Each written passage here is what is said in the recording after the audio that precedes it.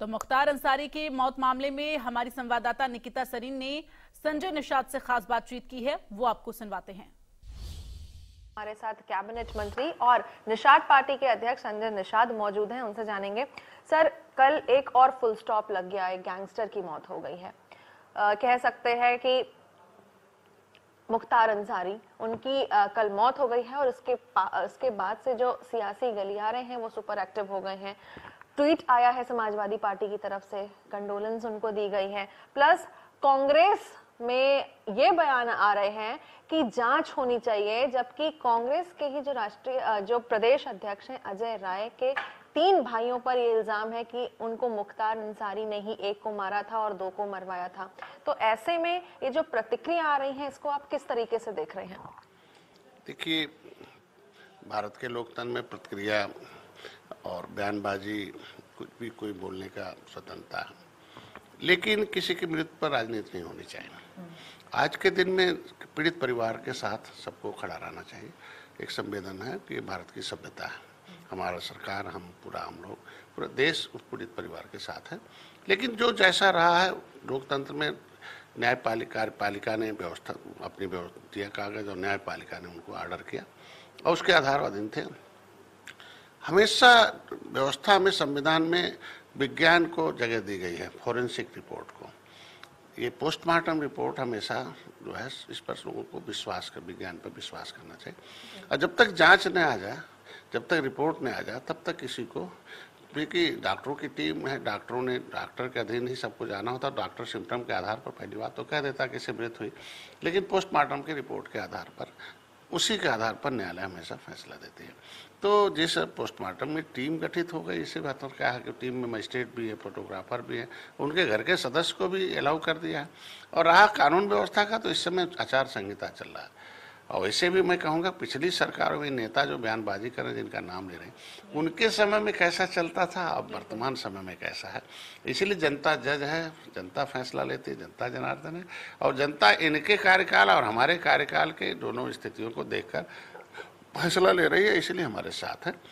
आज के दिन में आचार संहिता लगा हुआ, आचार संहिता में सारा शासन प्रशासन चुनाव आयोग के अधीन हो जाता है। उसमें चुनाव आयोग के ऊपर किसी को कोई उंगली नहीं उठाना चाहिए। संजय जी, एक और गैंगस्टर पर फुल स्टॉप लग गया है और थोड़ी देर में पोस्टमार्टम के बाद उनके शव का सुपुर्द खाक हो जाएगा।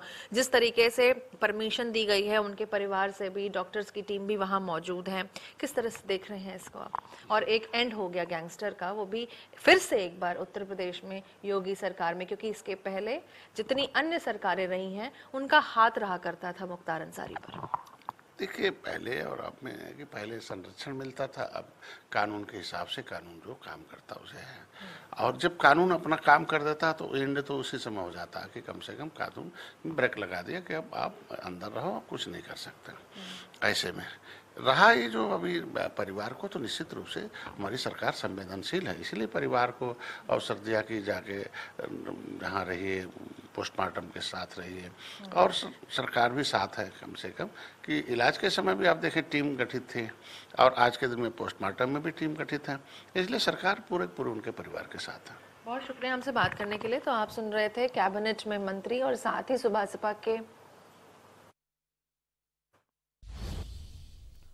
तो लगातार हमारे सभी सहयोगी हमारे साथ बने हुए हैं। निकिता, जिस तरह से अभी हमने अपने दर्शकों को सुनवाया, कैबिनेट मंत्री संजय निषाद का साफ तौर पर कहना है कि पीड़ित परिवार के साथ इस समय हर किसी को रहना चाहिए, राजनीति नहीं होनी चाहिए।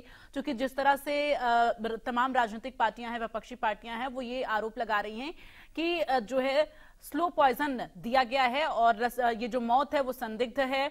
तो इस पूरे मामले की जांच होनी चाहिए। लेकिन इन सब के बीच साफ तौर पर मंत्री संजय निषाद का यह कहना है कि सरकार जो है इसी वजह से जो पीड़ित परिजन हैं, जो मुख्तार अंसारी के परिवार वाले हैं, उन्हें साफ तौर पर ही कह रही है कि आप हर वक्त साथ रहिए। पोस्टमार्टम होने के बाद जब उनका शव जब लेकर जाया जाएगा तब भी आप साथ रह सकते। तो इस तरह की बात जो है मंत्री की तरफ से कही गई है।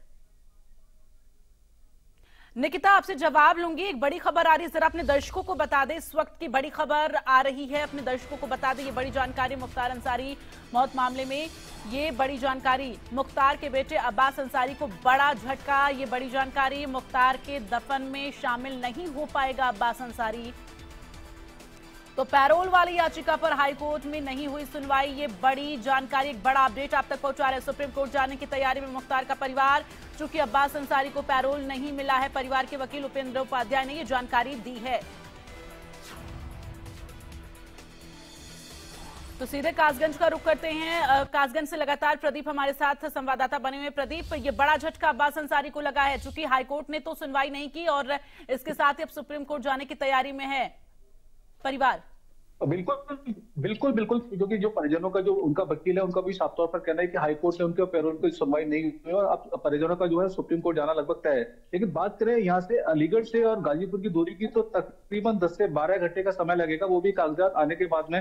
जब कागजात जेल पहुंचेंगे, पैरोल का जो लेटर होता है वो जेल पहुंचेगा, उसके बाद में यहाँ से उनकी रिहाई और यहाँ से जाना संभव है। लेकिन अगर प्रैक्टिकल तौर पे बात करें तो ये ऐसा संभव लगता नहीं है, क्योंकि यहाँ से जो दूरी है, क्योंकि सरकारी सुरक्षा में ले जाएगा तब भी कम से कम 12 घंटे का समय यहाँ से लगेगा।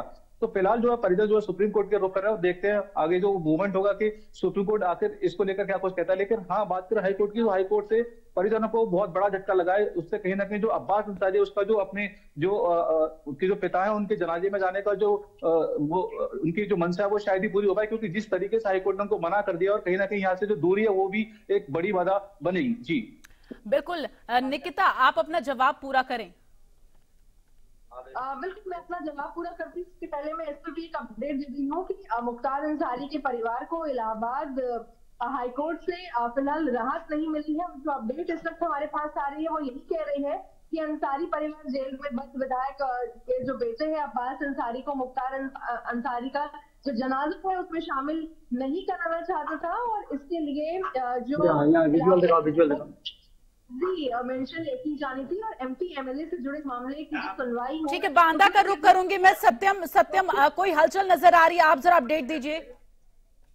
बिल्कुल, देखिए बता दूं कि अभी जो मुख्तार के लड़के उमर हैं वो अभी मेडिकल कॉलेज से बांदा के लिए निकले हुए हैं, बांदा अंदर के लिए निकले हुए हैं। फिलहाल में कुछ हलचल देखी जा रही है, लेकिन अभी साफ तौर से यह कह पाना मुश्किल होगा कि क्या पोस्टमार्टम जो है वो हो चुका है, क्योंकि लगातार जो अभी हलचल है वो 1-2 मिनट से लगातार देखने को मिल रही है। जी ऐसे में सत्यम, अभी कितना और समय लग सकता है? कुछ जानकारी मिल पा रही है कि अभी पोस्टमार्टम में कितना और समय लग जाएगा?